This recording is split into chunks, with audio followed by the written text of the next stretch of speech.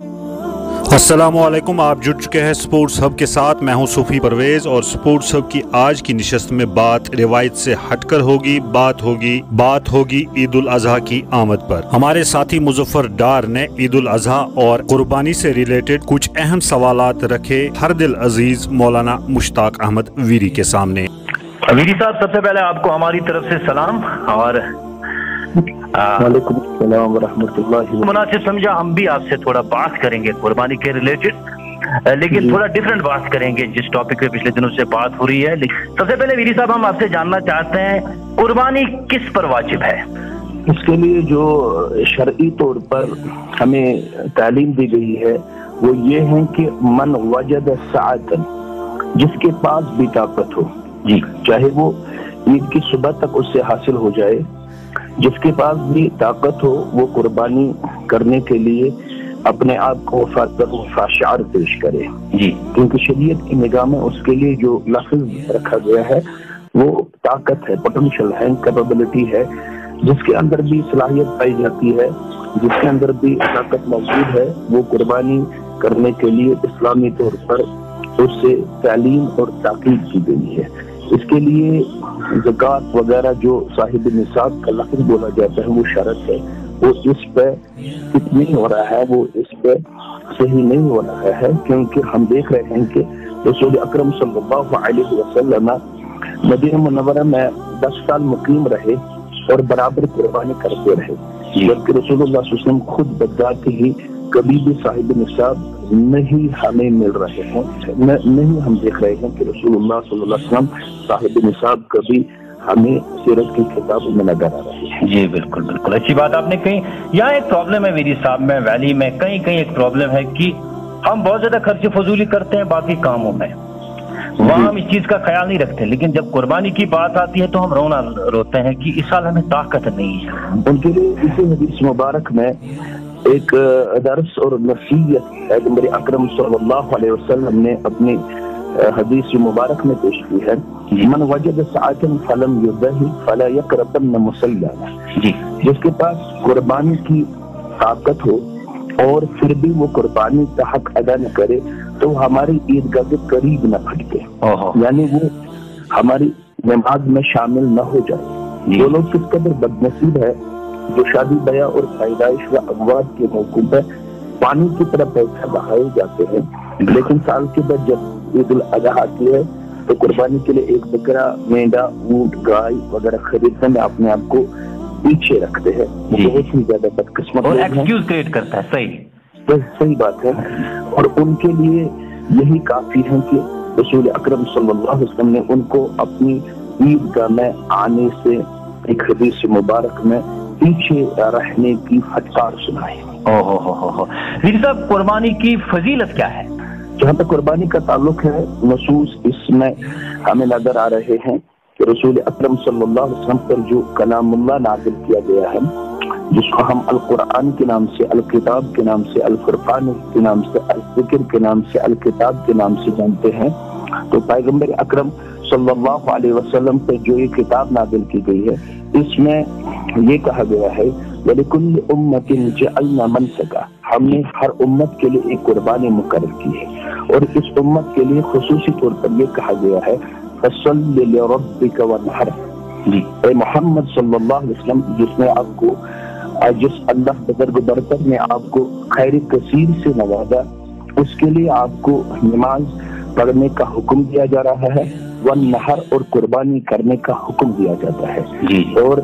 ये हमें ये तालीम दी जा रही है कि हमें हर वक्त इस हुक्म में भी अपने आप को ओबिदन वफादार वफाशार पेश करने की ताकीद की जा रही है। और इसकी ये फजीलत है कि रसूलुल्लाह सल्लल्लाहु अलैहि वसल्लम ने ये इरशाद फरमाया कि कुर्बानी करने वाले से अल्लाह राजी हो जाता है और कुर्बानी न करने वाले से अल्लाह नाराज हो जाता है, क्योंकि ये सुन्नत अबीकुम इब्राहीम है, आपके वालिद गिरामी इब्राहीम अलैहिस्सलाम की सुन्नत है। और अल्लाह ताला ने सूरह साफात में वाज़ेह तौर पर ये कहा गया कि ये जो कुर्बानी हजरत इस्माईल अलैहिस्सलाम के ज़माने से हम देख रहे हैं, वतरकना अलैहि फिल आखिरीन,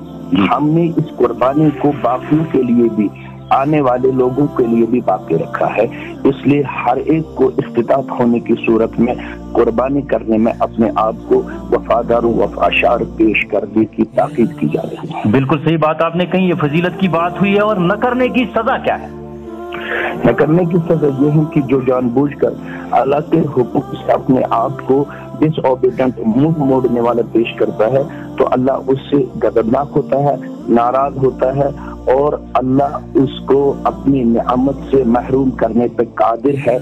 اللہ یہ چاہتا ہے کہ بندہ میرے حکم کے سامنے اپنے آپ کو سر تسلیم خم پیش کرے، کیونکہ اسلام کا اصل مزاج اور روح یہی ہے۔ اذ قال له ربه اسلم، جب ابراہیم علیہ السلام سے اللہ تعالیٰ نے یہ کہا کہ آپ سرنڈر ہو جاؤ، آپ سر تسلیم خم کرو، اور ابراہیم علیہ السلام نے اپنے آپ کو اسی وقت اذ قال له ربه اسلم قال اسلمت لرب العالمین، کہا کہ میں رب العالمین کے سامنے اپنے آپ کو سرنڈر پیش کرتا ہوں، اپنے آپ کو سر تسلیم خم پیش کرتا ہوں۔ اور جو اللہ کے حکم کا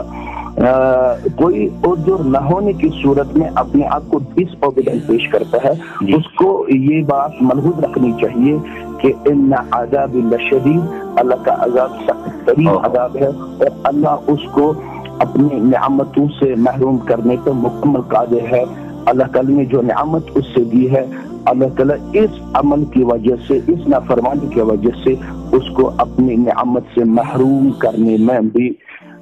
بہت زیادہ طاقت اور قدرت رکھتا ہے۔ کیا بات ہے، بہت بڑی بات آپ نے کہی اور حقیقت کی بات آپ نے کہی۔ ویری صاحب، ایک ہو سکتا ہے اختلافی مسئلہ ہو کچھ لوگوں کے لیے جس میں آپس میں سلف کو بھی اختلاف رہا ہے، کیا میت کی طرف سے قربانی جائز ہے؟ جیسا کہ آپ نے محترم پہلے اپنی زبان سے یہ فرمایا کہ اس میں امت کا اختلاف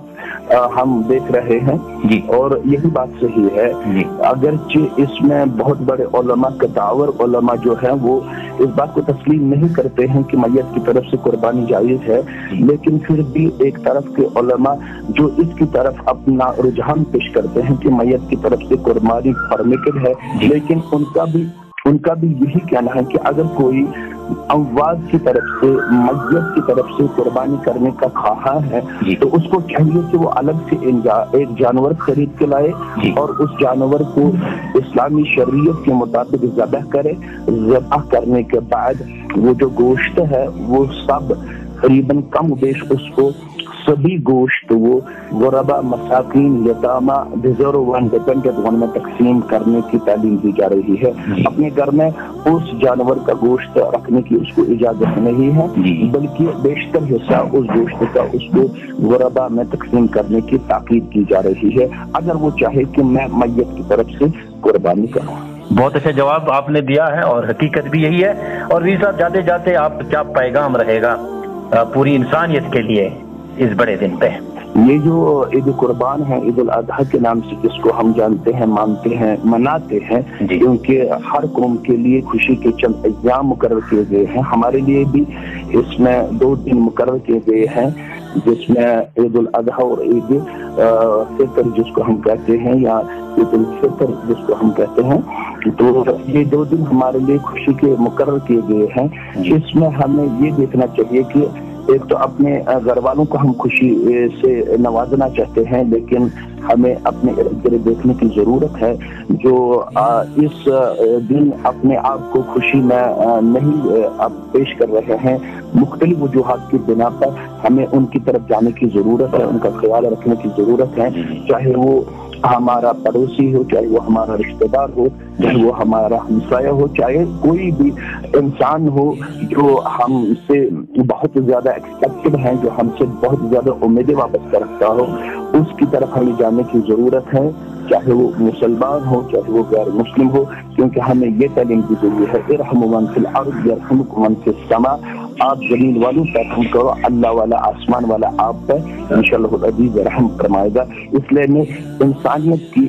कहीं अपने आप को वफादार वफाशार पेश करने की जरूरत है। हमें देखना चाहिए कि कहीं हमारी वजह से इंसानियत को जख्म न पहुंचे, कोई तकलीफ न पहुंचे, उससे हमें अपने आप को पाक रखने की जरूरत है, क्योंकि यही असल रूह और मिजाज इस्लाम का है कि हमारी तरफ से इंसानियत को नफा देना और नफा पहुंचाने की हमारे किरदार हमेशा हमसे और इंसानियत से हमेशा यही तवक्का रखे कि जो मुसलमान, जो इंसान मेरा पड़ोसी हो, उससे मुझे हमेशा अच्छाई की तवक्का है, उससे मुझे हमेशा बड़ाई की तवक्का है, उससे मुझे हमेशा नेकी की तवक्का है, चाहे वो अपना हो चाहे वो गैर हो। बहुत अच्छी बात हमने की और बहुत बड़ी मैसेज आपने दी है। और कहीं हम इसको खास दिन इसके लिए हम मखसूस ना करें, हम उनका ख्याल साल भर रखें। दिन के उजाले से और रात के अंधेरे तक हम अपने आप को उनके तहीं वफादार वफाशार पेश करें। चलो वीर साहब, आपका बहुत बहुत शुक्रिया, आपने हमारे साथ बात की। जज़ाकल्लाह खैर बार। तो ये थी स्पोर्ट्स हब की खास पेशकश। आप जुड़े रहिए स्पोर्ट्स हब के साथ। हमें दीजिए इस वक्त इजाजत। अल्लाह निगहबान। You are watching Sports Hub. Like and share Sports Hub.